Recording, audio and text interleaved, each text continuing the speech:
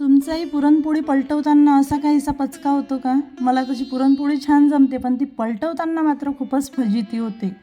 देवपूजा करून घ्यायच्या आधी 2 तास कंटिन्यू स्वयंपाक करून घेतला.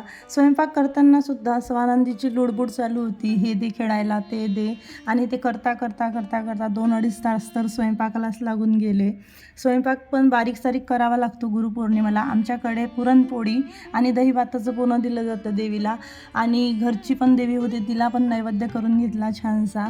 भरपूर वेळ लागला. नंतर मस्तपैकी देवपूजा आटवून घेतली. छानशी घरीच देवपूजा केली होती, कारण बाहेर भरपूर असा पाऊस चालू होता. तुमच्या जीवनातला सगळ्यात मोठा गुरु कोण आहे? तुम्ही मला या व्हिडिओच्या कॉमेंट सेक्शनमध्ये कळवा नक्की. कारण की पहिला गुरु तर सगळ्यांचा आई असतो, दुसरा बाबा, तिसरे शिक्षक आणि चौथा गुरु तुम्ही कोणाला मानता तेही मला कॉमेंट सेक्शनमध्ये कळवा. मी तर चौथा गुरु हा स्वतःलाच मानते, कारण की आपण जे काही शिकलो आतापर्यंत ते सगळं काही स्वतःहून शिकण्याची इच्छा होती, म्हणून आपण शिकलो.